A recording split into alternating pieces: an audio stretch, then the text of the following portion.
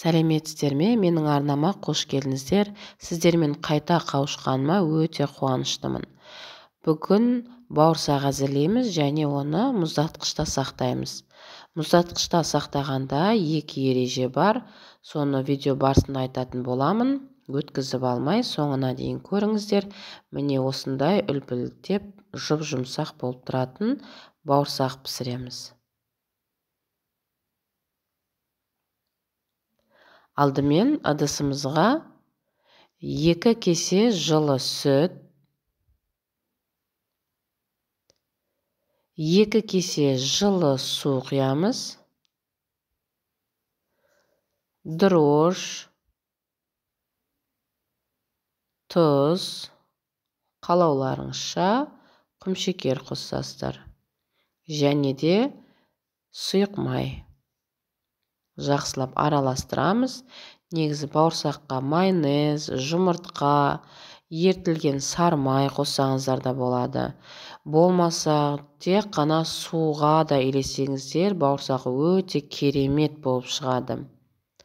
Менің ойымша, нағыз оригинал бауырсақтың рецепті бұл суға еленген бауырсақ. Оның дәмі өте басқаша, әдемі болып шығады. Осылай ұнды бірден көп салмай, аз-аздап салып, қамырымызды елеп шығамыз. Мінеке қамырымыз дайын. Қолға кішкене жабысып тұрады. Содан соң бағанағы сұйық майдан кішкенесін алып қалғанмын. Осылай бетіне жағып шығамыз әдемілеп. Бұл қамырдың көтерілуіне де өте жақсы әсер етеді. Содан соң бетіне леге немесе пакет жапқан кезде де жабысып қалмай, әбден болып шығады. Осылай қалған майды шетіне де жағып шықтым.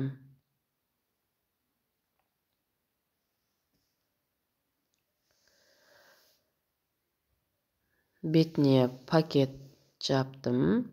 Содан соң жылы жерге 1 сағатқа қойып қоямыз.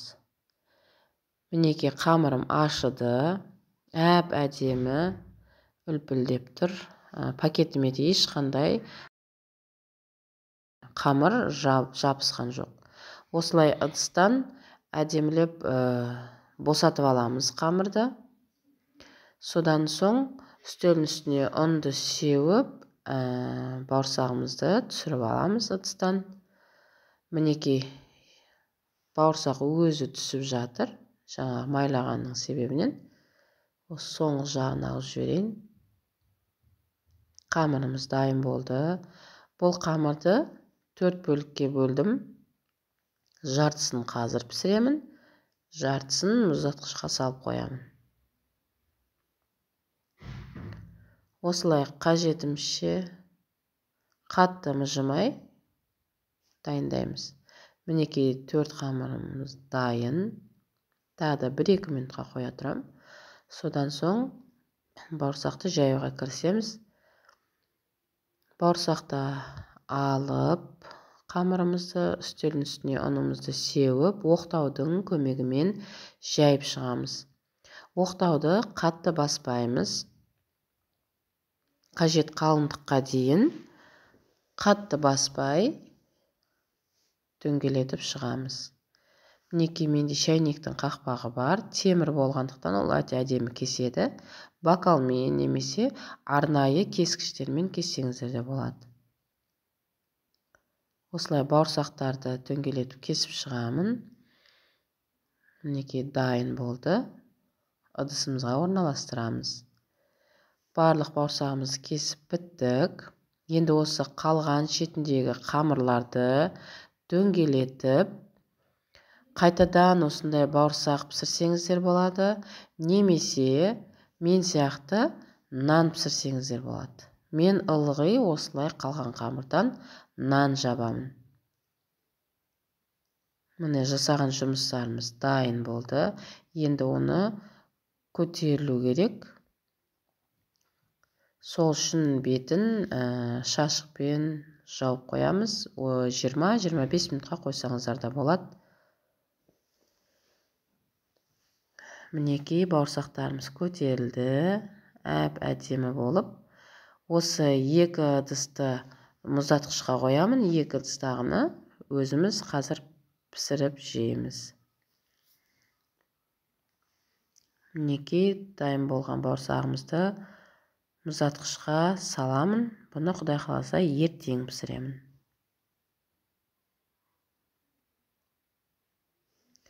Қазір өзімізге алып қалған бауырсақты пісіреміз. Майды қатты қыздырамыз. Содан соң баяу отқа қойып, орташа отқа бауырсақтарымызды осылай жайлап пісіре бастаймыз. Қатырылған бауырсақ бұл кішкентайы бар, яғни бөпелері бар аналарға, келіншектерге өте қажет деп ойлаймын. Осы үйде кішкентайға қарайтын адам бар кезде өздеріңіз көптеу қылып бауырсақты илеп, өйстіп қатырып қойсаңыздар, содан соң кез келген уақытта оны пісіре салуға болады. Мысалға өзім азанда балдардың барлығы мектепке кетіп қалады, өзім кішкентай екі бөпемен қаламын. Сол кезде балдар сабақтан келем дегенше 1 сағат бұрын осылай бауырсақты шығарып қоя салам. Өзі ериді, келген кезде ыстықтай бауырсақты пісіріп беремін. Яғни оп-оңай бұл. Қамырды илеп, қайтадан жайып жатпаймын. Дайын шығарамын, ертемін, майды қыздырамын да салып алып бере саламын. Бұл өте керемет деп ойлаймын. Өзім қалай білдім, солай жасайтын болдым.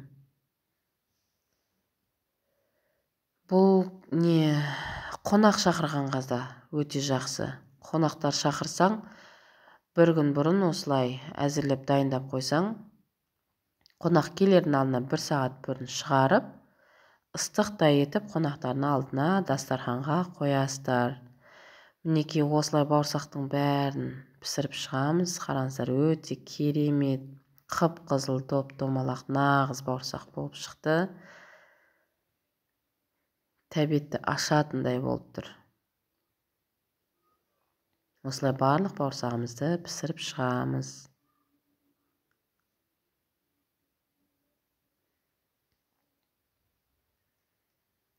Міне бауырсағымыз дайын, дөп-дөңгелек, қып-қызыл, әдемі болып тұр. Мінекей, қараңыздар, қандай әдемі. Қалай әдемі көтерілген. Және де осы жаңағы қалған қамырлардан нан пісірем дедім. Осы наным. Бұл қамырды, яғни бауырсақты 5-ші айына әзірлесеңіздер өте жақсы кетеді. Мінекей мұздатқыштан ертегісіне алып, бауырсағымызды алдық. Сол күйі әдемі көтерілген күйінше қатқан. Мінекей. Бауырсақтарымыз қатты. Міне, өздеріңіз көріп тұрғандай қатып тұр. Осылай барлығын пакетке алып, сап қойсаңыздар да болады. Мұздатқыштан алғаннан кейін осылай шашықтың үстіне қойып қойыңыздар ерігенше.